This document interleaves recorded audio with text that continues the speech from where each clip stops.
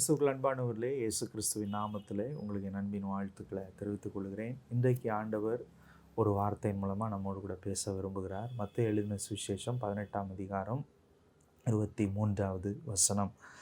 எப்படி எனில், பரலோக ராஜ்யம் தன் ஊழியக்காரரிடத்தில் கணக்கு பார்க்க வேண்டும் என்றிருந்த ஒரு ராஜாவுக்கு ஒப்பாயிருக்கிறது.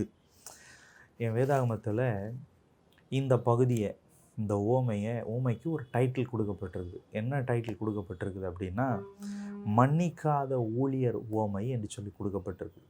ஆண்டவர் ஒரு பரலோக ராஜ்யத்தை ஒரு எஜமானுக்கு ஆண்டவர் ஒப்பிட்டு காண்பிக்கிறார், ஒரு ராஜாவுக்கு ஒப்பிட்டு காண்பிக்கிறார். கணக்கு பார்க்கிற வேண்டும் என்றிருக்கிற ஒரு ராஜாவுக்கு ஒப்பிட்டு காண்பிக்கிறார்.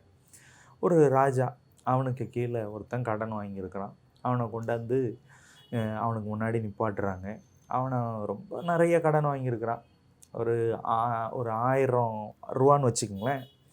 1000 வெள்ளி காசோ 1000 ரூபாய், பெரிய காசு அது. அந்த காசை அவனால் கொடுக்க முடியல. அவன் ரொம்ப வருந்தி கேட்குறான், எனக்கு கொஞ்சம் அவகாசம் கொடுங்க, நான் எப்படியாவது எதையாவது பண்ணி இதை நான் அடைச்சிட்றேன், இந்த கடனை தீர்த்துறேன் அப்படின்னு சொல்கிறான். ராஜாவுக்கு ரொம்ப ஒரு மென்மையான ஒரு இருதயம். அவனை பார்த்து மன்னிச்சுட்டு, நான் விட்டுறேன், நீ போப்பா அப்படின்ட்டு. இப்போ அந்த மன்னிக்கப்பட்டவன் இருக்கான் பார்த்தீங்களா, இந்த மன்னிக்கப்பட்டவங்கிட்ட ஒருத்தன் 100 ரூபா கடன் வாங்கியிருக்கிறான்.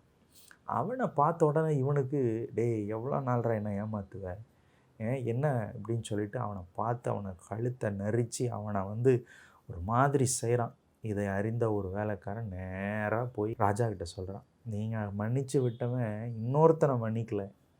இப்போ பாருங்கள், நாம் மன்னிப்பை பெறுகிற இடத்துல இருக்கிறோம், ஆனால் நாம் சில நேரத்தில் மற்றவர்களை மன்னிக்க மாட்டேங்கிறோம். ஆண்டவர் ராஜாவாக இருக்கிறார், கணக்கு பார்க்க வேண்டும் என்கிற ராஜாவாக இருக்கிறார். நாம் மன்னித்தோம் என்று சொன்னால், மன்னிக்கிறதுக்கு அவர் நம்மளை மன்னிக்கிறதுக்கு ஒரு தயால குணம் உள்ளவராக இருக்கிறார். நம்மக்கிட்டையும் அந்த குணத்தை, அந்த தயால குணம் குணத்தை நம்மக்கிட்டையும் ஆண்டவர் எதிர்பார்க்கிறார், அந்த இருதயத்தை எதிர்பார்க்கிறார். பரலோக ராஜ்யம் அப்படிப்பட்டதாக இருக்கிறது. அவர் வரப்போகிறார், நம்மக்கிட்ட இப்படிப்பட்ட கணக்குகளையெல்லாம் பார்க்க போகிறார். அப்படி வாழ்ந்தோம், எப்படி இருந்தோம், எப்படி பண்ணோன்னு சொல்லிட்டு.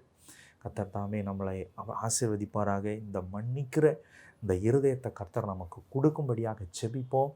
பரலோக ராஜ்யத்தினுடைய ஆசீர்வாதங்களை, மேன்மைகளை நம்ம பெற்றுக்கொள்ளுவோம்.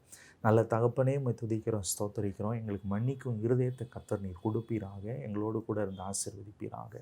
தாழ்த்தி ஒப்பு கொடுக்குறோம். கர்த்தர் நீ பெரிய காரியங்களை செய்யும். இயேசு கிறிஸ்துவின் நாமத்தில் நாங்கள் ஜெபிக்கிறோம் பரலோக நல்ல பிதாவே. ஆமேன், ஆமேன், ஆமேன். கர்த்தர் நல்லவர், உங்களை ஆசீர்வதிப்பார். தேங்க்யூ. God bless you.